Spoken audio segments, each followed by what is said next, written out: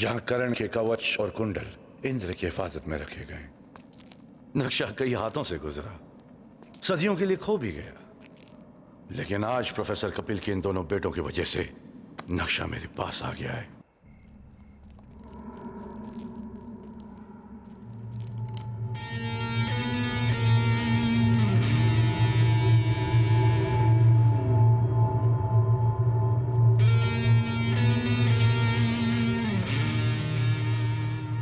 आधी जिंदगी गुजर गई इसकी खोज में, आज भगवान भी रक्षा नहीं कर सका इसकी। आखिर मुझे मिल ही गया ये कवच का नक्शा।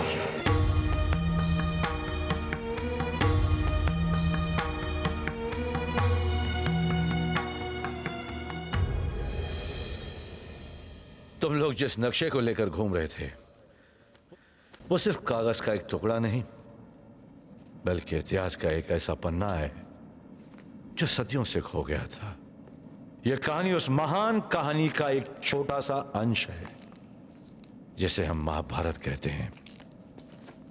इतिहास जब भी सबसे सुरमा योद्धा का नाम लेगा तो वो होगा कृष्ण के चाहते अर्जुन का। लेकिन वही इतिहास ये भी जानता है कि एक और योद्धा भी था जिसके बाणों में अर्जुन को टक्कर देने की ताकत थी, और वो योद्धा था सूर्यदेव का पुत्र कर्ण, जो सूर्यदेव के दिए हुए कवच और कुंडल के साथ जन्मा था। ऐसे कवच और कुंडल जिनके दिव्य वरदान ने कर्ण के बाजुओं में इतना बल भर दिया कि देवता भी उसकी ताकत के सामने कांपते थे, जिनकी शक्ति इतनी थी कि ब्रह्मांड के तीनों लोकों में ऐसा कोई अस्त्र नहीं बना था जो कर्ण के शरीर से उसकी आत्मा को अलग कर सके। क्योंकि जब तक सूर्य देव का आशीर्वाद सूर्य की किरणें या चंद्रमा की रोशनी बनकर कवच और कुंडल को शरण दे रहा था, उनका पुत्र अमर था। सूर्य की किरणें जब युद्ध के आरंभ की घोषणा करती और उनके तेज से बल पाकर जब कर्ण के बाजू धनुष को थामते तो उसके धनुष से निकले हुए तीर मौत बनकर बरसते। कर्ण के इस वरदान का कहर जब पांडवों की सेना पर टूटा तब कृष्ण को एहसास हुआ कि कर्ण की शक्ति का जवाब रणभूमि में देना असंभव था।